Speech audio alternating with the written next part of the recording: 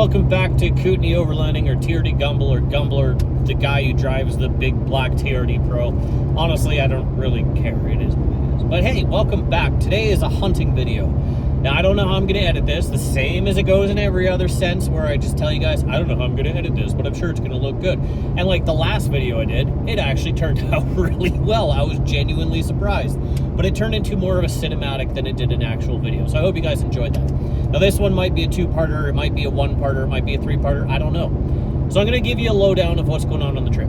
So, we bought a new EcoFlow, got a Beaver heater that has not showed up, got a wire, it showed up as I was leaving town. We've got the side-by-side hooked up to the back of the truck because we're going hunting, and apparently, I don't know who thought this was a good idea. Everybody has ATVs. I have a Razor XP 1000, and I was told to bring mine. Now, if any of you guys are hunters, and you know what a Razor XP 1000 is, or even if you're not a hunter, you know what a Razor XP 1000 is, that is currently what I'm running. So I'm going to be that guy with my rifle, my buddy in the side passenger seat, who is, you know, not even there yet. We're meeting up tomorrow, and we're going to go hunting apparently in the loudest goddamn machine in the world. That's what's up. So it's going to be 3 days of camping. I'm going to take as much food as I can. We'll throw it all together and see what comes together and whatnot and so on and so forth and all that other stuff. And hey, what I would like you guys to do, throw in the comments how you think this trip is going to go. I want to get a little bit more engagement on this. I need more of you guys following. Everybody on here is always like, hey, there's only like 50% of you who are following, or 60% of you who are following, or blah, blah, blah, blah, blah, blah, blah, blah. Follow me. I want to be sponsored. Other than that, I hope you guys enjoy the video. I'm going to record as much content as I possibly can, and we'll throw together a video. We'll throw together a couple of videos, and this is a lot of talking. This is about 6 minutes of me rambling. Hopefully I throw some stuff on in the background for you guys, like scenery and such, and enjoy yourselves. And drop me a follow and like the video if you like it. And throw a couple comments in there if you know, hey, your hat is stupid. I don't know. Buy me a new hat. I don't know. Figure it out.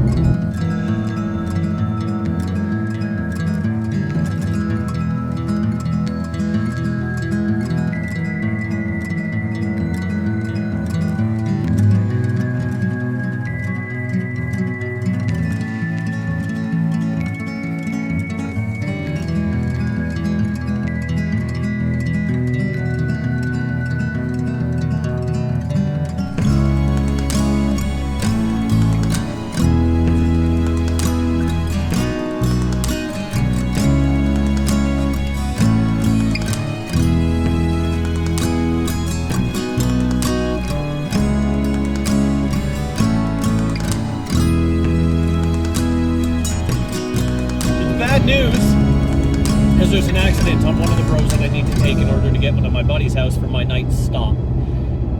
If that road does not open up in the next 76 kilometers, I'm going to wait until it reopens. Because if I do not, I have a 9-hour goddamn drive in order to get to him, which means I need to backtrack and go up through Alberta, back down through the national park, and then go south.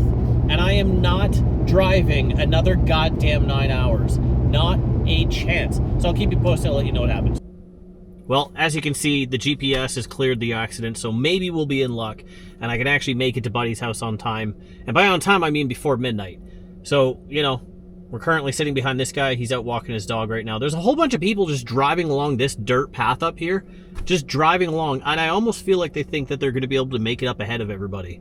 I'm not entirely sure what they think is going to happen, but regardless, this is leg one of the trip, and it's become my nightmare. Well, the accident is just up there, around the corner.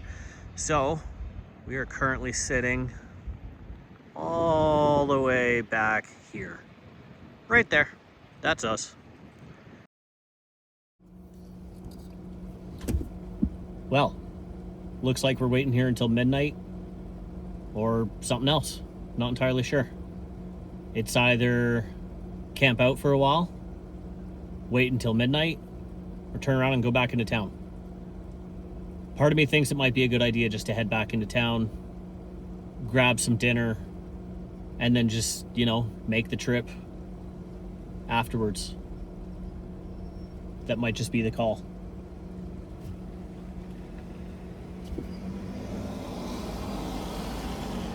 I don't know what the right call is yet. Again, yeah, that was great. Yeah, lots of room in flip-flop. And what a bold start. Where's it going from here? It's the beauty of salesmanship. You just make it personal.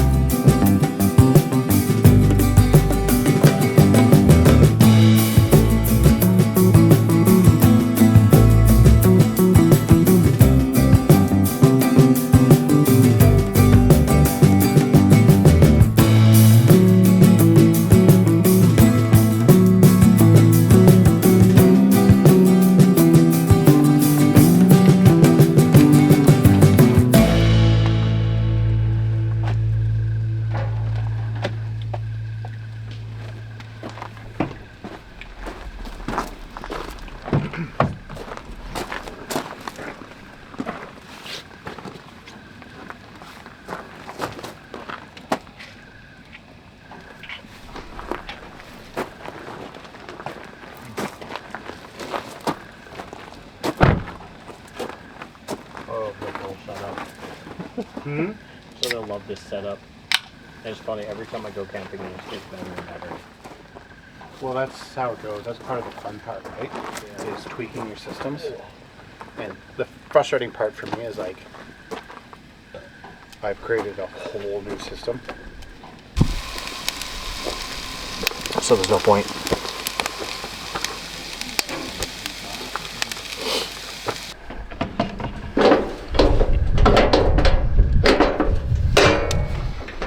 Yeah, I was telling her, I was like, oh, I'll just fucking bring, you know, I'll cook up a couple of bags of rice and I'll bring those with me. She's like, no. She's like, go buy the bagged rice. Don't cook rice and bring it. You'll get sick. And I was like, good point. Okay, not bad. Good. I mean, yours is probably better for sure, but I made this from scratch. I forgot to put cheese on it. Should I go back and get it? I have to. I have so much cheese. I'm just losing the will to try. Do you want me to grab a sliced cheese? No, okay. that's fine. Because I have some right there. Went around the mountain. Too far to go back. It's just one of those moments where it's like, it's like right there, but you're just like, I don't wanna. Yeah. Mm-hmm. Oh.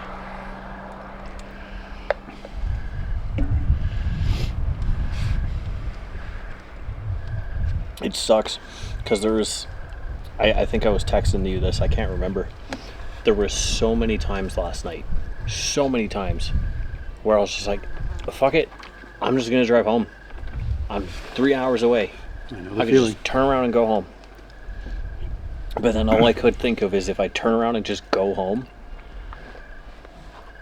I'm not gonna come back. Like, I'm not just gonna be like, oh, I'll just leave today. I'll be like, no, I'm home now. Fuck this, Yeah. I'm out.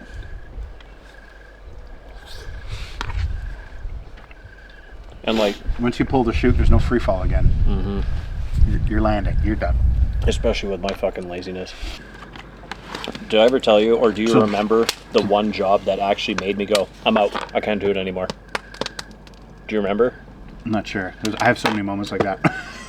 There was one specifically, and it was the job that just went, I can't do this.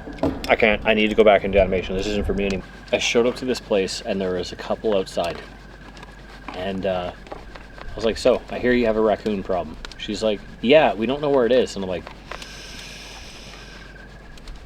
how recently did you move into this house? She's Oh. like, Was this a dead one? a few days ago. I'm like, uh-huh. It's under your porch. She's like, how do you know? This is when I'm you like, had to pull the meat sock out. I can smell it. And she's like, yeah, we were wondering where those are coming from. I'm like, oh no. And I was like, I gotta go under the porch and it's dead and I don't want to. So I was like, look, I don't have any tools to get onto your porch. I don't have a shovel. I don't have a giant hook. I have nothing. And he's like, well, when we moved in, they had gutter cleaning things. So we had a big pole with a hook on it. I was like, it's gonna get destroyed. I'll spray it off with the hose, but honestly, It's gonna get bad. it's gonna get bad. So like, either you want to keep it or you don't. And he's like, I don't care. And I'm like, okay. So I dug a little bit of this thing out, and I shine the light, and I'm like, all right, I see a big husk of an animal. So I take the thing, I put it in, and I pull it out, and that raccoon came out in pieces. Yeah. Piece after piece after piece. And I had to sit there, like, I don't even know how I felt. It was like a mixture between being just disgusted, grossed out, like every single emotion you could think of was going through my head while I'm putting this thing in the bag.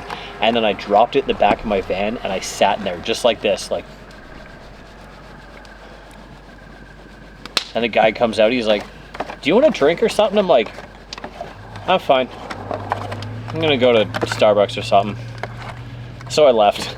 And that was all like, I can't do this. I never want to do one of these ever again. I think I even called Liz.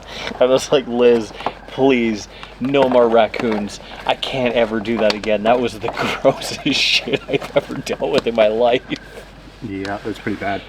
Oh, I had my to deal God. with that with a person I remember. 2 weeks ago. Again? All right.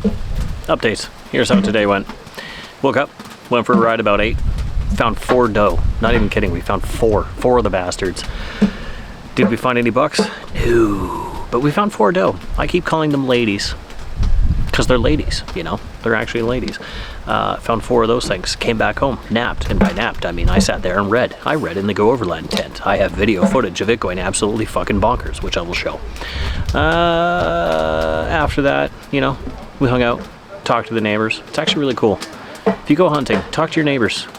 Some people are really nice and they share tips. It's a huge bonus.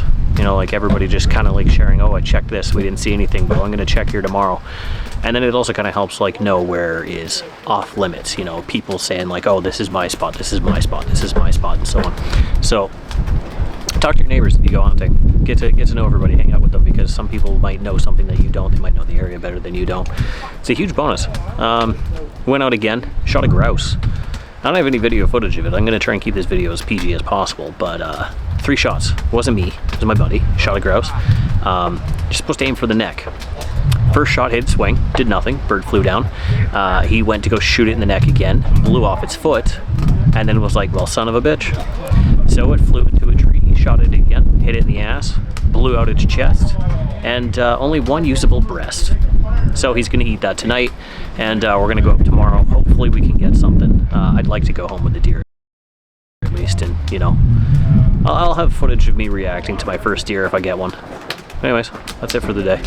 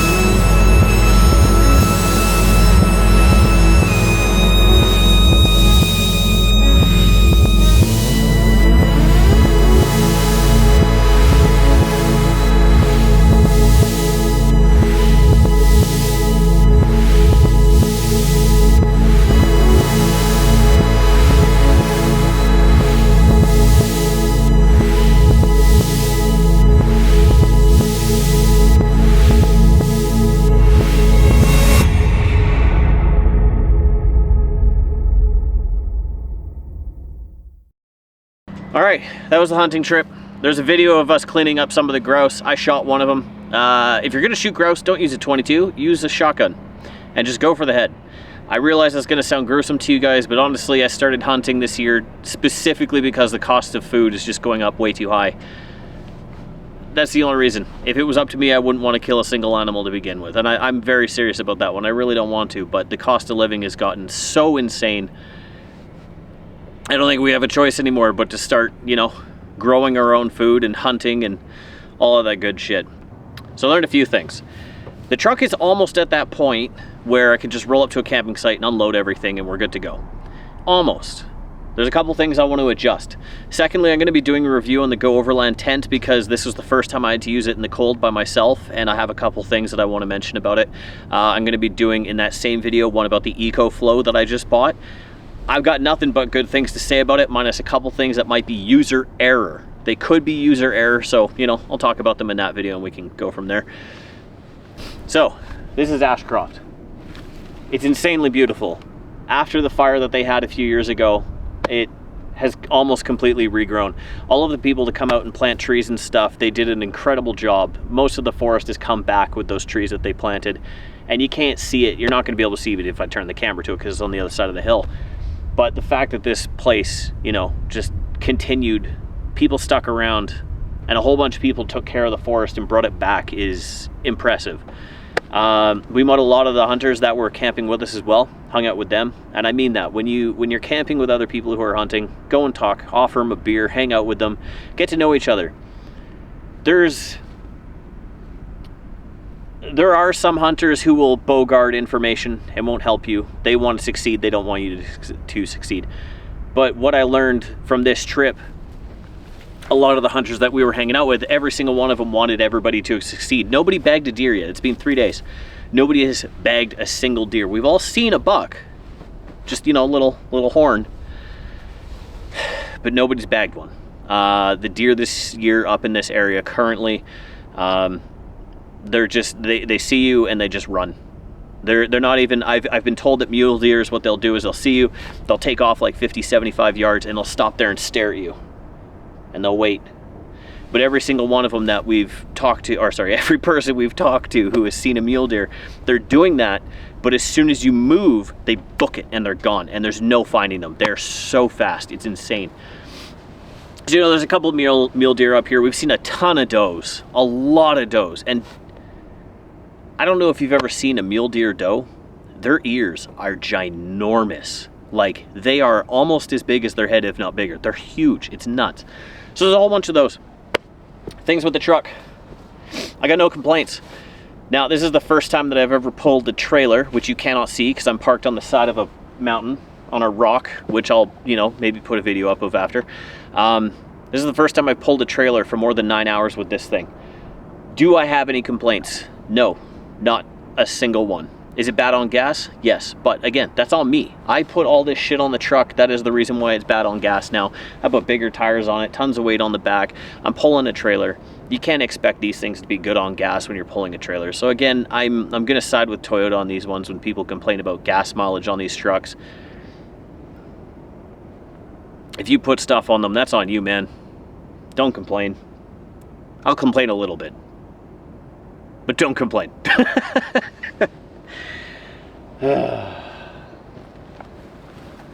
It's crazy. When I was younger, a relative who lived in the middle of Alberta told me they missed the mountains, and I never understood it. I never grasped what the hell they were talking about. I didn't understand, like, there's just fucking mountains. What do you mean?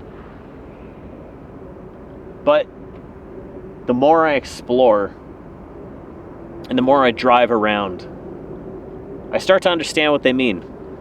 I don't know if it's one of those things where people are like, oh, just wait until they hit their World War II phase. You know, I'm sure some of you guys know the joke already. But I feel like there's a phase where you start to appreciate nature a lot more. You really just go out and experience it and you see it and you're just like, this is absolutely stunning. I could have done this as a kid. I lived in these areas when I was younger. I could have just driven up to the mountain and just stared at this stuff. But I didn't care. You know, I was 18. I just wanted to drink and bone. Now I just want to explore and look at stuff. See as much as I can of BC before, you know, I kick the bucket. Go explore.